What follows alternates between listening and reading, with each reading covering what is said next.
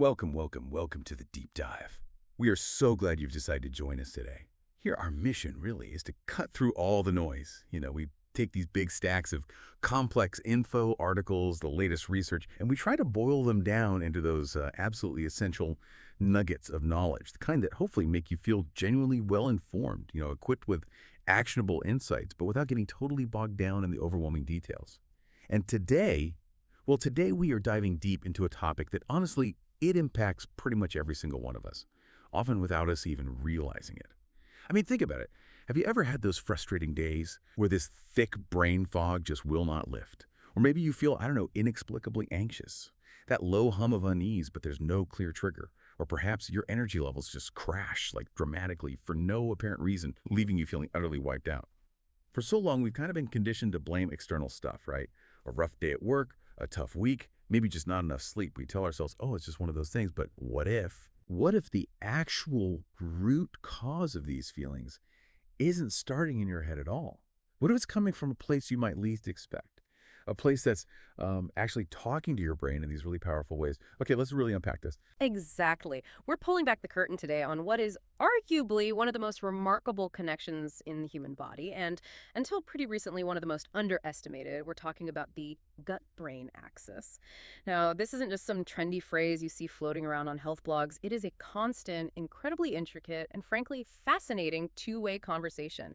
It's happening continuously between your digestive system and your brain. And believe me, it influences way more than just how well you digest your lunch. This dynamic interplay, it profoundly impacts your mood, your motivation, your ability to focus, to maintain that cognitive clarity, and it even determines how resilient you are when you're facing, life's daily stressors. So our mission in this deep dive is not just to understand the intricate science behind this connection, but maybe even more importantly, to uncover practical, actionable, sustainable ways that you can support it in your own life, to foster, greater mental well-being and overall vitality. I really like how you described it as a constant, intricate conversation. Yeah. Because that immediately just gets rid of that old idea, doesn't it? Yeah. That it's just a one-way street, brain sending commands down, and this whole idea of the gut being our second brain. I mean, it sounds almost poetic, right? Like something from science fiction. Yeah. But it's clearly not just a catchy phrase. It's not just a metaphor, is it? Yeah. Why exactly do scientists talk about our gut in such a profound way? Yep. What's the actual tangible science behind calling it that? Yeah. What gives the gut that title? You're spot on. It's far more than just a phrase. When we actually dig into the biology, the reasons for this second brain label become incredibly clear and honestly quite astonishing. Your gut, or more precisely, your enteric nervous system, the ENS, which is this intricate part of your nervous system, it's packed with an astounding number of nerve cells. We're talking roughly 100 million neurons. Wow, 100 million. Yes. And to really put that in perspective for you, that's actually more neurons than you'll find in your entire spinal cord. That's incredible. It really is. Imagine that. The sophisticated neural network, almost like a brain in its own right, embedded right into the walls of your digestive tract, from the esophagus all the way down. And this complex web, it can actually operate pretty independently from your main brain, your central nervous system. It regulates digestion on its own, but crucially, it's always in constant communication with your brain. Now, this direct two-way communication pathway, it's mainly handled by the vagus nerve. Think of the vagus nerve less like a single wire and more like a huge multi-lane superhighway connecting your gut and your brain. A superhighway. I like that analogy. Right. It carries signals in both directions. But here's the fascinating part. About 80 to 90% of the nerve fibers in the vagus nerve are actually sending information from the gut up to the brain. 80 to 90%. Upward. Exactly, which really highlights just how much feedback, how much sensory input your gut is constantly providing to your central nervous system. It's telling your brain about your internal state, hunger, fullness, inflammation, even what your gut microbes are up to. It's this vital neurological bridge. But the communication isn't just electrical signals zipping along nerves. Oh no. The gut is also this incredibly prolific factory for chemical messengers, specifically neurotransmitters, the exact same chemicals your brain uses to regulate things like mood, sleep, appetite, even how you perceive pain. And what's truly mind-blowing here, and often shocks people, is this statistic.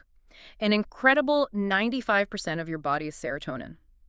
It's not made in your brain. 95%. Not in the brain. Nope. It's synthesized right there in your gut. That's staggering. Serotonin, the feel-good chemical. That's the one. Now, the serotonin made in the gut mostly deals with gut motility, things like that. But disruptions there, they can absolutely have knock-on effects that indirectly impact the brain and mood. It's all connected. And it doesn't start with serotonin. Your gut bacteria, those trillions of tiny organisms making up your gut microbiome, they also play a massive role in influencing other key brain chemicals. We're talking dopamine, essential for motivation, pleasure, that reward feeling, and GABA, which is gamma-aminobutyric acid. Think of GABA as the brain's natural calming agent. It's tranquilizer. It helps dial down the nervous system, reduce anxiety. Okay, so dopamine for motivation, GABA for calm. Precisely. And believe it or not, certain beneficial bacteria in your gut can actually produce GABA directly, or they influence your body's ability to make it. So you see, when your gut microbiome is diverse, balanced, thriving, it's like the super efficient factory, right? Producing the right amounts of these essential chemicals. And that supports a steady mood, sharp thinking, good memory, just that overall sense of well-being. But, and this is really the crux of our deep dive today, when your gut gets inflamed or its lining is damaged or it gets overrun by less helpful bacteria, we call that dysbiosis. Well, the brain often feels those negative effects directly. The communication lines can break down, or worse, the wrong signals get sent. This leads to biochemical imbalances that can show up as chronic anxiety or persistent depression or that really frustrating brain fog. It just powerfully shows how interconnected everything is. Gut health really is central to mental health. That's serotonin statistic alone. Yeah. 95%. It's genuinely enough to make you just stop and rethink everything you thought you knew about where mood comes from. It really is a game changer. And it leads us perfectly to the next really big question. If our gut is that influential, how exactly does a troubled gut, one that's out of balance, maybe inflamed, how does that actually translate into these very real, sometimes debilitating mental health symptoms that so many people experience? We've kind of explored what's the amazing science, but now here's where it gets really interesting. Let's unpack the how. How does this physically happen? Absolutely. And the mechanisms are quite sophisticated, but understanding them really gives you power. It shows why gut health is so critical for mental well-being. One of the main culprits, a really central player here, is inflammation. When your gut becomes unhealthy, maybe from a diet high in processed foods, maybe chronic stress, even certain meds like antibiotics, its delicate lining can get compromised. Think of your gut lining not as a solid wall, but more like a very, very finely woven, intelligent mesh, like a super selective filter. Oh yeah, like a filter. Exactly. Its job is to let the good stuff through digested nutrients while keeping the bad stuff out. Things like toxins, undigested food bits, harmful microbes. Now, when this lining gets damaged, the microscopic seals between the gut cells, they're called tight junctions, they can loosen up. This allows the gut to become, well, leaky. Imagine a very fine sieve, right? Perfect for draining pasta, letting only water through. Now picture that sieve developing holes or the mesh tearing. Right, stuff starts getting through that shouldn't. Precisely. With a leaky gut, inflammatory compounds, bacterial toxins like something called LPS, lipopolysaccharides, even bigger bits of undigested food can leak directly into your bloodstream. And once these inflammatory things are circulating, they can travel everywhere. And crucially, they can potentially cross the blood-brain barrier. Your brain's protective shield. That's the one. Normally, it keeps harmful stuff out. But if these inflammatory molecules, often called cytokines, get through, they can directly mess with the delicate balance of neurotransmitters in the brain. They can interfere with making them, releasing them, even how sensitive the receptors are. It's like throwing sand in the gears of a finely tuned watch. It directly contributes to anxiety, depression, and that brain fog. Okay, another key mechanism is nutrient deficiency. Your gut's main job, fundamentally, is to digest food and absorb the vital nutrients from it. If that lining is damaged or constantly inflamed, it just can't do its job properly. Its ability to absorb critical nutrients gets seriously impaired. We're talking essentials like B vitamins B6, B9, B12, which are crucial helpers for making neurotransmitters. Magnesium, sometimes called nature's tranquilizer, vital for nerve relaxation and energy. And omega-3 fatty acids, which are building blocks for healthy brain cells and potent anti-inflammatories. So these aren't just optional extras, they're fundamental building blocks. Absolutely fundamental. They're the fuel, the regulators for making neurotransmitters, for nerve signaling, for overall brain cell health. If your gut isn't absorbing them well, your brain is literally running low on essentials, like a car trying to run on fumes or low oil. And that directly impacts thinking, leads to low energy, and destabilizes mood. Then there's the whole issue of stress signaling because of dysbiosis. Remember dysbiosis? That imbalance in your gut microbiome, where the ratio of good bacteria to potentially bad bacteria gets skewed. When you have too many of the bad guys, or maybe not enough diversity among the good guys, this imbalanced microbiome can send continuous stress signals up to the brain, right through that vagus nerve superhighway. So the gut itself is sending stress signals. It can, yes, through chemical messages, bacterial byproducts, even direct nerve signals. This constant barrage can essentially trick your body and brain into thinking it's under perpetual threat. It keeps your whole system stuck in a prolonged fight-or-flight mode. Wow, constantly on edge. Exactly. And that's a physiological state: high cortisol, more inflammation, and overreactive nervous system. All really bad news for mood regulation, mental calm, and clear thinking. It makes you feel perpetually stressed or overwhelmed. And finally, let's not forget blood sugar spikes and crashes. This plays a surprisingly big role. An imbalanced gut, especially one with dysbiosis, can mess with how your body digests carbs and regulates glucose. So when your blood sugar goes on a roller coaster, spikes fast after eating certain things, especially refined carbs or sugars, then crashes just as quickly. That creates huge physiological instability, and it directly hits your energy levels and consequently your mood. Ah, the dreaded sugar crash feeling. Yeah. Irritability, fatigue. Precisely. Irritability, intense fatigue, trouble concentrating, major mood dips. It makes it really hard to maintain an even keel emotionally and energetically through the day. It's a very direct link between your digestion, your food choices, and your emotional balance. It's truly incredible to think that what's happening way down in our gut can so directly, through all these mechanisms, impact something like our mood or our focus. It almost sounds, well, almost too simple, maybe. Like for someone struggling with chronic anxiety or that persistent brain fog, hearing "fix your gut" might sound a bit like wishful thinking. So let's get down to it. What does the actual research say? What's the hard science backing this up? Are there solid studies confirming these links? What's maybe the most surprising piece of evidence that shows this isn't just coincidence or anecdotal? That's a vital question. And yes, the science is definitely there, moving this far beyond anecdote into solid empirical evidence. We're not just guessing here. There's a rapidly growing body of compelling research. For example, there was a really significant 2020 review in the journal Frontiers in Psychiatry. This review looked at numerous human studies, and it found strong evidence that using probiotic supplements, basically, adding specific beneficial bacteria to the gut actually led to measurable, statistically significant improvements in symptoms of anxiety and depression for some people. Wow, so directly improving symptoms with probiotics. In some cases, yes. It's a huge finding because it strongly suggests the makeup of our microbiome plays a direct, active role in regulating mood. By changing the gut environment positively, we can see real mental health benefits. The studies often use specific research strains showing there's a level of precision emerging in this field. It's not just any probiotic off the shelf. And it goes beyond just supplements. Looking at broader eating patterns, the link is incredibly strong and consistent. Numerous studies have looked closely at the Mediterranean diet, for instance.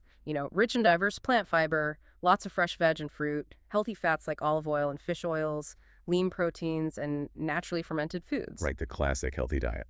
Exactly. And it's been consistently linked, again and again, to a significantly lower risk of depression and better overall mental well-being, especially when you compare it to the typical Western diet high in processed stuff, sugar, unhealthy fats, low in fiber. The difference in mental health outcomes is really stark. The Mediterranean diet basically feeds and supports a diverse, healthy gut microbiome, which in turn supports better mental health. It's a real-world example of food as medicine for the mind, not just the body. And if we connect this to the bigger picture, looking at the how, even detailed animal studies have given us invaluable insights into the deeper molecular workings. These controlled studies show how specific gut bacteria and the things they produce can influence stress resilience, even brain development. A key part of this is their production of short-chain fatty acids, or SCFAs, things like butyrate, propionate, acetate. SCFAs. Okay, what do they do? Okay. They're produced when our good gut bacteria ferment the fiber we eat. And they're incredibly important. They have powerful anti-inflammatory effects system-wide. But what's really fascinating is that some SCFAs, especially butyrate, seem able to cross the blood-brain barrier. Once in the brain, they can directly influence neurotransmitter activity, affect gene expression, even interact with the brain's own immune cells, the microglia, helping to reduce neuroinflammation. So direct communication at a molecular level. Precisely. It's a sophisticated dialogue. Plus, these bacteria produce other anti-inflammatory compounds that circulate, reducing overall body inflammation, which we know impacts the brain.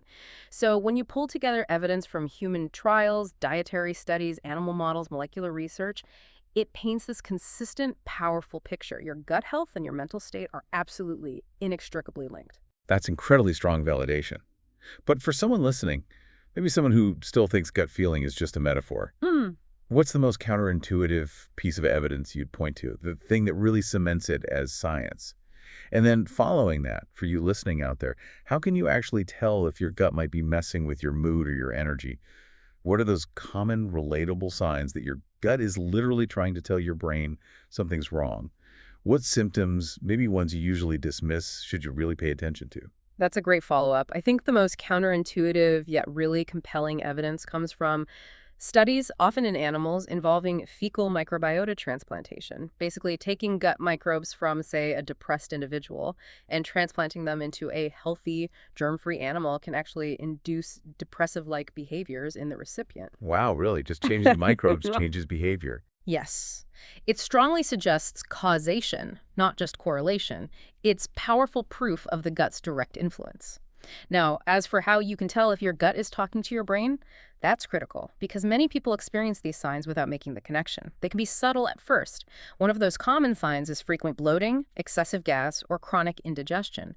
If you're constantly feeling puffed up, uncomfortably full, gassy after meals, or you have regular heartburn or weird bowel movements, constipation, or diarrhea, that's a direct signal from your gut. Something's not right with digestion or microbial balance. Okay, so persistent digestive upset is a big clue. A huge clue. It's not just a nuisance. It often reflects underlying inflammation or dysbiosis. Another really pervasive one is chronic fatigue or that persistent brain fog.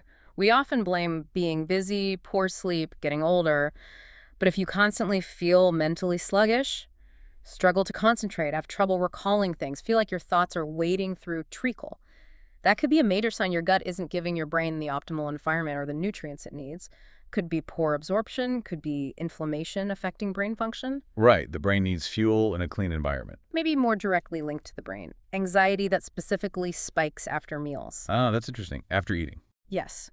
If you notice a clear pattern, feeling more anxious, nervous, even irritable shortly after eating certain foods or just after meals in general, that strongly suggests something digestive is triggering a nervous system response. It could be inflammation kicking off, a blood sugar swing, maybe an immune reaction.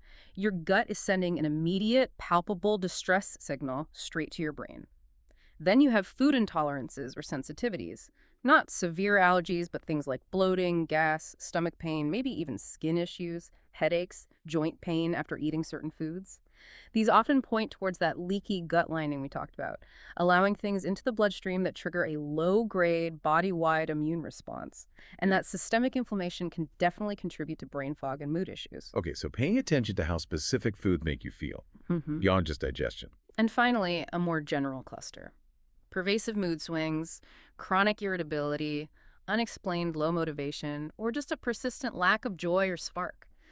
Now, these can have many causes, of course, but if they happen alongside any of the digestive or energy symptoms we've mentioned, it's highly likely that your gut microbiome is playing a role. Maybe it's not making enough mood regulators, maybe it's producing inflammatory stuff. It's often an underestimated factor. So if any of these sound familiar to you, especially if they're ongoing, it's a strong sign your gut health might need some attention, some support. Your body's giving you feedback. That's such a helpful list. Because you're right, so many of those things get dismissed as just normal or stress. But if they're persistent, it's a clear signal. Okay, so the big question now is, what does this all mean for us, practically speaking? If we're listening, maybe nodding along, thinking, yeah, that sounds like me. How can we actively support this crucial gut-brain connection? What are the real, actionable steps we can start taking, maybe even today, to nourish this axis and feel better? This is where the knowledge becomes truly empowering, because the steps are very concrete, very science-backed. They're actionable strategies, not just vague ideas. The first, and probably most foundational, is to eat more prebiotic fiber. Prebiotics are special fibers your body can't digest itself. Instead, they act as food, as fuel for your beneficial gut bacteria. Ah, so prebiotics feed the good guys already there. Exactly. When these good microbes ferment prebiotics in your colon, they produce those incredibly valuable short-chain fatty acids, SCFAs, like butyrate. SCFAs nourish your gut lining cells, keep it strong, prevent leakiness, and they have powerful anti-inflammatory effects body-wide, including supporting the brain. Think foods like raw garlic, onions, leeks, asparagus, Jerusalem artichokes, chicory root, even slightly underripe bananas. Include these regularly to literally feed your beneficial microbes. Second, it's really important to include fermented foods in your diet. While prebiotics feed existing bacteria, fermented foods actually introduce new beneficial bacteria probiotics directly into your system. Okay, so prebiotics are food, probiotics are the actual good bacteria. You got it. Fermented foods help diversify and enrich your microbiome, making it more resilient. Great examples are things like kefir, fermented milk, yogurt with live and active cultures on the label, traditional sauerkraut, fermented cabbage, kimchi, spicy Korean fermented cabbage, miso, fermented soybean paste. Eating a variety of these helps populate your gut with a wider range of helpful microbes, building a stronger gut ecosystem to support your brain. Third, and this one is absolutely critical, manage stress proactively, consistently. We often think of stress as just mental, right, in our heads, but chronic unmanaged stress has a real physical damaging impact on your gut. Stress can make your gut lining more leaky. It can change the types and diversity of bacteria living there. Creating a vicious cycle, it sounds like. Exactly. Stress harms the gut. A harmed gut sends more stress signals to the brain. Round and round it goes. So breaking that cycle is vital. You need consistent stress reduction techniques. Simple things work. Deep diaphragmatic breathing that directly stimulates the vagus nerve, signaling safety to the gut and brain. Regular mindfulness meditation, gentle yoga, even just spending time in nature. Find what works for you and do it regularly. Fourth key strategy. Balance your blood sugar. Remember those energy dips and mood swings from blood sugar roller coasters? You can prevent those. The key is consciously pairing carbohydrates with protein and healthy fats at every meal and snack. So don't just eat carbs alone. Ideally not if you're sensitive to blood sugar swings. Instead of just an apple, have it with a handful of almonds or some peanut butter. The protein and fat slow down how quickly the sugar from the apple hits your bloodstream. This leads to more gradual, sustained energy, fewer cravings, a more even, resilient mood. It gives your brain consistent fuel. Fifth, be really mindful about avoiding the overuse of antibiotics and NSAIDs, like ibuprofen. Now, these meds are absolutely necessary sometimes, even life-saving, but we have to be aware of their impact. Antibiotics kill bacteria good and bad. They can really deplete your beneficial gut microbes, leading to dysbiosis. NSAIDs, like ibuprofen or naproxen, can irritate and thin the gut lining, potentially contributing to leaky gut and inflammation. So use them only when truly needed. Exactly. Use them judiciously, only when medically required, under guidance from your doctor. And be mindful of potentially needing to support your gut afterwards, maybe with probiotics or fermented foods, again, under guidance. And finally, number 6, super simple but foundational and often overlooked, stay adequately hydrated. Water is essential for everything, including your gut. It helps break down food, helps absorb nutrients, and keeps things moving smoothly through your digestive tract, preventing constipation. Good old water. Yep. Dehydration slows digestion, can contribute to an unhealthy gut environment, and hinders optimal function, which indirectly impacts everything else: brain health, energy, mood. Aim for at least, say, 2-3 liters of plain water daily, maybe add lemon or cucumber if you like. It's fundamental. Those are incredibly practical steps, really actionable things anyone can start thinking about today. It's not about some magic bullet, but consistent, intentional choices building up over time. Now, for listeners who are really keen, maybe want a more structured kickstart, our sources talk about a 7-day gut and mood reset plan. We don't need to go through every single meal, obviously, but can you walk us through the main principles that plan highlights? What's the thinking behind it day by day to support that gut-brain axis? It sounds like it's more than just diet. Absolutely. That 7-day reset plan is a great example of putting these principles into practice cohesively over a short time. It's definitely more than just a diet. It's about building mindful habits. The core theme throughout the week is really focusing on enriching the microbiome, actively reducing inflammation, stabilizing blood sugar, and supporting gut lining repair. So, for instance, right from day one, it emphasizes kicking off with fiber and ferments. You see things like Greek yogurt with chia and flax seeds fiber, omega-3s right there. Meals feature lentils, fruits like kiwi, which is interesting. It has compounds linked to serotonin and digestion. It sets the stage immediately. Starting strong with feeding the good guys. Then day 2 shifts focus slightly to building blood sugar stability. Maybe oatmeal for breakfast, but crucially paired with seeds or nuts, maybe cinnamon, to slow glucose release. Lunch might be a chickpea salad, balancing plant protein, fiber, healthy fats. The idea is avoiding those sharp energy crashes and mood dips by providing steady fuel. Keeping things even keel. Day 3 is often designed for a big anti-inflammatory boost. Think nutrient-dense smoothies with greens, berries, maybe kefir, flax oil. Then it could be fatty fish like salmon, packed with omega-3s with lots of colorful vegetables, really loading up on antioxidants and anti-inflammatory compounds to calm things down system-wide, including the gut and brain. By day 4, it's about continuing to feed the good bacteria, maybe sourdough toast, easier for some to digest with sauerkraut. Lentil curry provides diverse fiber. Walnuts add healthy fats and more prebiotics, just consistently nourishing that beneficial gut community. Keeping the momentum going. Day 5 might focus specifically on hydration and serotonin support, really emphasizing that 2-3 liters of water may be infused, continuing foods like kiwi, pumpkin seeds, which contain tryptophan and cofactors the body uses to make serotonin. Supporting mood from multiple angles. As the week progresses, say day 6, the focus might lean towards gut lining repair. This is where you might see things like homemade bone broth, rich in collagen, gelatin, amino acids like glutamine, which are building blocks for the gut lining. Miso soup is another good one. Lean proteins with lots of veggies provide repair materials. And then day 7 is often about resetting and reflecting, continuing the healthy eating patterns, but also consciously looking back. The plan encourages you to note changes in energy, mood, digestion, clarity. So connecting the dots personally. Exactly. That self-awareness is key to understanding how these changes impact you and solidifying the habits. And importantly, woven throughout the plan are these mood tips. They really highlight the holistic approach. It's not just food. It suggests things like 10 minutes of deep breathing after lunch to lower cortisol, stimulate the vagus nerve, writing down positive moments before bed, gentle stretching, a short walk outside, gratitude journaling. So managing stress and mindset alongside the food. Precisely. They work together synergistically. You manage stress, enhance positive feelings, create a more resilient mental state while you're supporting your gut physically. The additional notes section also reinforces that this isn't just a one-week fix. It's about ongoing support. It recommends rotating your fermented foods. Don't just eat yogurt.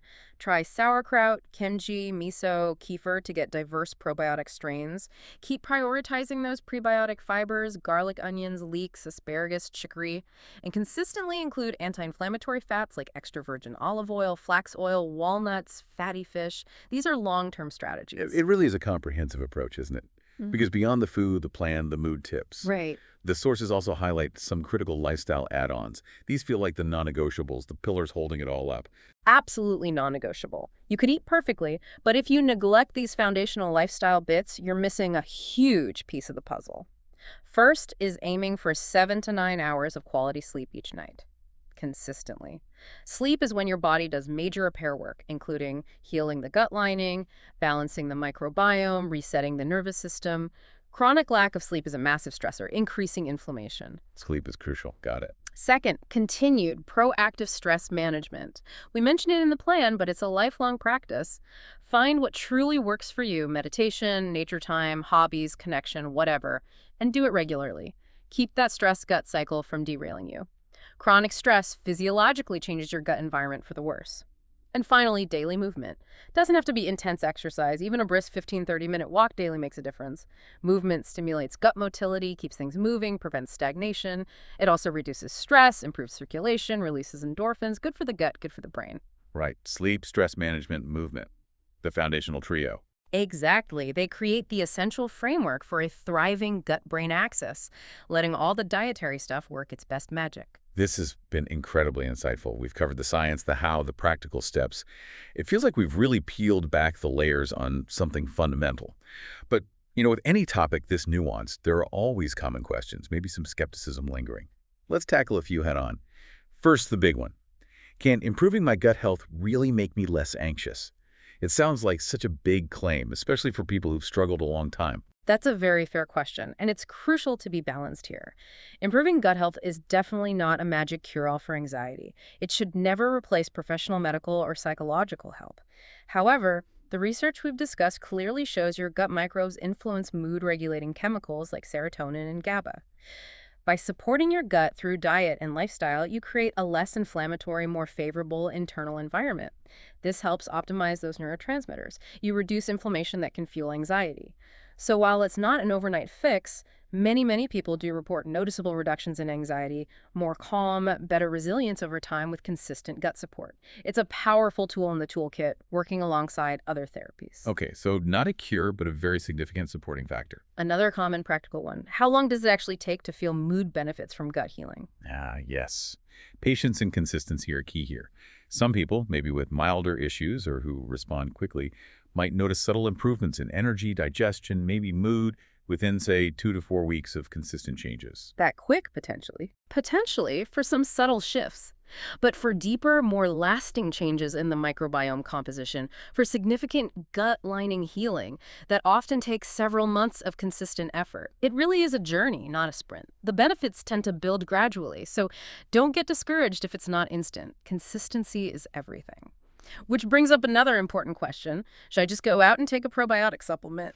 Right. And this is where it gets nuanced. Not everyone needs a supplement. Many people get great results just by consistently eating a variety of fermented foods: kefir, yogurt, sauerkraut, Do kimchi. probiotics from food first. Ideally, yes. Yeah. But if you are considering a supplement, it's really important to choose one with clinically researched strains. That means specific strains studied in humans for the benefit you're seeking, like mood support. And always, always talk to your doctor or a qualified healthcare provider first. Make sure it's right for you, your health status, and won't interfere with anything else. Gut health is very individual. Right? Personalized advice is key there. That guidance is so important in empowering choices, whether food first or targeted supplements with expert help. Okay, as we wrap up this deep dive, let's bring it all home. What's the absolute core message you want our listeners to take away today? The main thing to remember from all this? The core message, I think, is this. Your mental health, your clarity, your resilience. It's truly as much about the health and balance of your microbiome as it is about your mindset. For too long, we've focused almost solely on the brain when talking mental well-being. But the science is overwhelming now. The gut is an incredibly powerful, deeply connected partner in that equation, often overlooked. It's really time we embrace this integrated view of health. By consciously choosing to nourish your gut with diverse whole foods, by actively managing stress, by avoiding things that damage that delicate gut lining, you're not just improving digestion, you are fundamentally creating the optimal chemical and structural environment your brain needs to thrive. Biochemically, neurologically. A healthy gut doesn't just mean less bloating, it has the profound capacity to lift your mood, sharpen your focus, boost memory, and make you significantly more resilient to life's daily stressors. It's truly foundational for holistic well-being. A foundational pillar for holistic well-being. That's a really powerful way to frame it. And it gives us so much to think about, right? Given everything we've unpacked today, from the sheer number of nerves making your gut a second brain, that mind-blowing 95% serotonin stat, to all those actionable steps, I want to leave you, our listener, with one final thought to mull over.